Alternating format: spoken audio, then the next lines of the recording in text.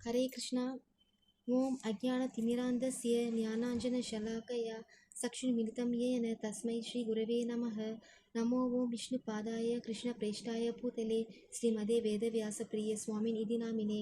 नमो ओं विष्णुपादाय कृष्णप्रेष्ठाय भूतले श्रीमते भक्तिवेदांत स्वामिनिधि नामिने।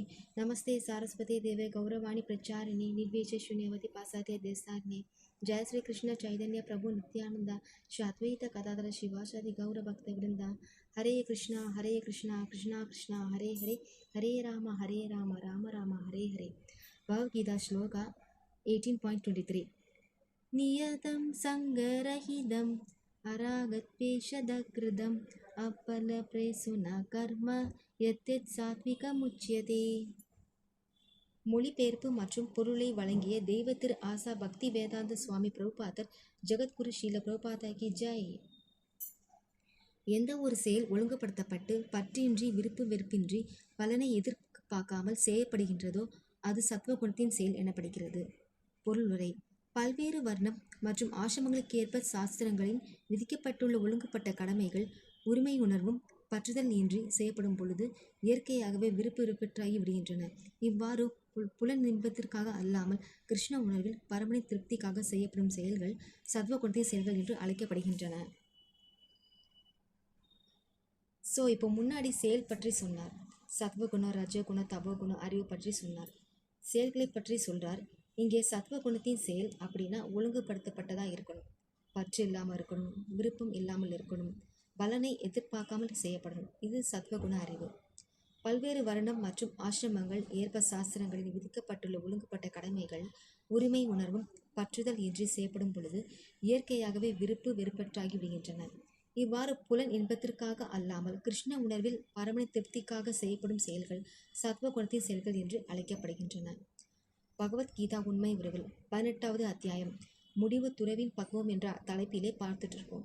இந்த அத்தியாயம் கொஞ்ச நாள் முன்னாடி தொடங்கியாச்சு இருக்கிறதுல. இது கொஞ்சம் பெரிய அத்தியாயம். 78 ஸ்லோகங்கள் இருக்கு. இதுல 8 முக்கிய பிரிவுகளும் 6 உட்பிரிவுகளும் இருக்கு. முதல் பிரிவு கர்மயோகம். இதுல கர்மயோகத்தின் சுருக்கம். இந்த அத்தியாயம் இதுவரைக்கும் ஆரம்பத்தில் இருந்து 17 அத்தியாயம் வரைக்கும் கிருஷ்ண உபதேசித்த உபதேசங்களை சுருக்கி கொடுக்கப்பட்டிருக்கு. ஸோ அதனால் ஆரம்பத்தில் கொடுத்த கர்மயோகமாக இருக்கட்டும் அல்லது பின்னாடி 13வது அத்தியாயத்தில் இருந்து கொடுக்கப்பட்ட ஞான யோகமாக இருக்கட்டும், அதனுடைய சுருக்கம் இருக்குது. முக்குணங்கள் எப்படின்னு விளக்கம் இருக்குது. இன்னும் அதிகமாக கொடுக்கப்படுது. இது போன்ற பல விஷயங்கள் இங்கே இருக்குது. ஸோ முதல் பிரிவில் கர்மயோகம் சுருக்கம். முதல் ஸ்லோகத்திலிருந்து நாம் பார்த்துட்டு இருக்கோம். முதல் ஸ்லோகத்தில் அர்ஜுனனோட கேள்வியோடு தொடங்குது. சந்நியாசம், தியாகம் ரெண்டுத்துக்குமான வித்தியாசம் என்ன என்று கேட்கிறார்.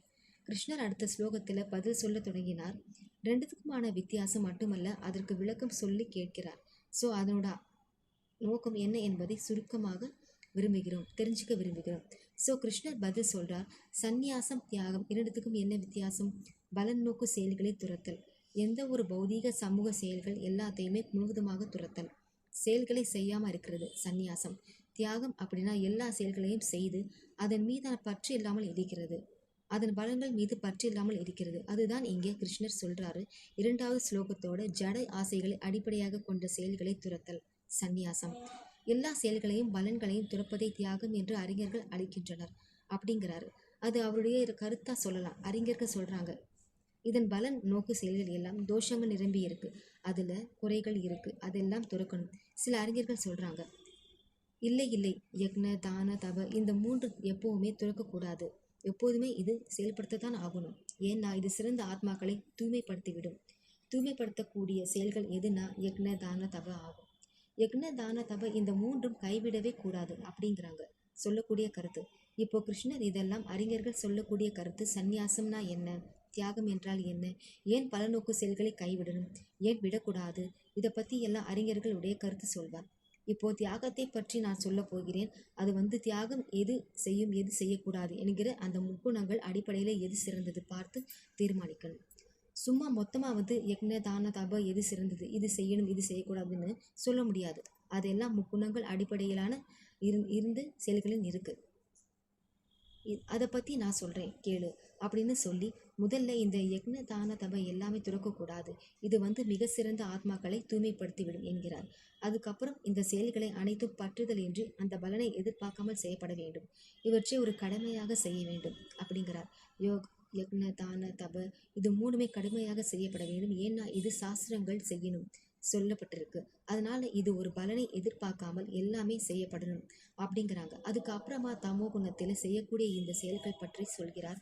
விதிக்கப்பட்ட கடமைகளை என்றுமே துறக்கக்கூடாது. ஆனால் யார் ஒருவர் கடமைகளை துறந்தால் தமோ குணத்தில் இருப்பதாக கூறப்படுகின்றார்.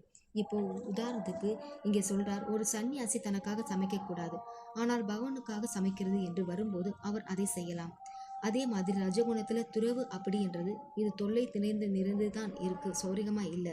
விதிக்கப்பட்ட கடமைகளை நாம விட்டோம், யக்ன தானம் பண்றதை கைவிட்டு விட்டோம் அப்படின்னா அது ரஜகுணத்துல இருக்கக்கூடிய துறவு, அதுவும் சரியானது அல்ல. அப்புறம் சத்வ குணத்தில் இருக்கக்கூடிய துறவு அப்படின்னா விதிக்கப்பட்ட கடமையை செய்ய வேண்டும் என்பதற்காக செய்து பௌதிக சங்கத்தை பலனுக்காக பற்றல்களை முழுமையாக துறக்கும் பொழுது அது சத்துவ குணத்தின் இருக்கிற துறவென்றது சொல்கிறார். கடைசியில் 10வது ஸ்லோகத்தில் கிருஷ்ணர் சொல்றார், சத்வ குணத்தில் நிலை பெற்று இருக்கும் புத்திசாலி துறவிகள் அமங்கலமான செயல்களை விருப்பதில்லை, மங்களமான செயல்களை பற்றுக்கொள்வதும் இல்லை, செயல் பற்றிய ஐயங்களும் அவர்களிடம் இல்லை அப்படின்றது சொல்றார். இப்போ 11வது ஸ்லோகத்தில் கிருஷ்ணர் தொடர்ந்து சொல்றார், உடலை உடையவன் எல்லா செயல்களையும் துறப்பது என்பது உண்மையில் அசாத்தியம்.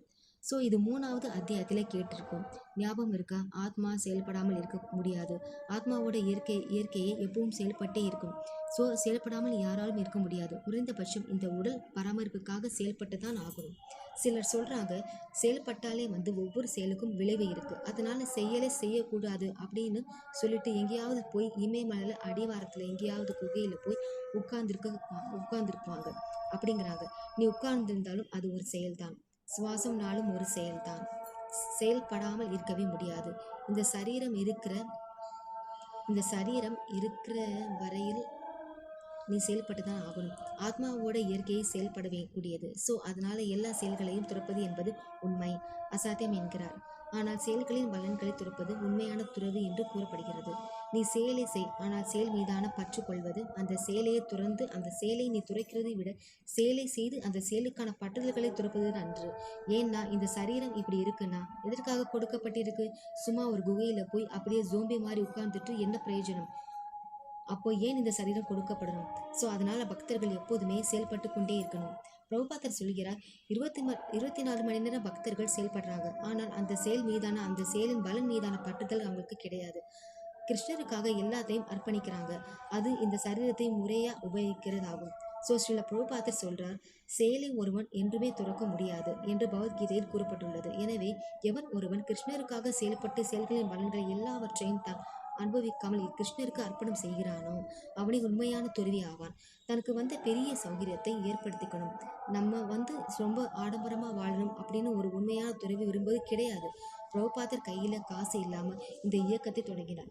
அவர் இந்த உலகத்தை விட்டு பிரியும் போது பல கோடிக்கணக்கான ரூபாய் சொத்துகள் உலகம் முழுக்க இருந்தது. ஆனா தனக்கென ஒரு வங்கி கணக்கோ எந்த ஒரு தனிப்பட்ட பொருளோ பெருசா ஆடம்பரமா எதுவுமே உபயோகிக்கல.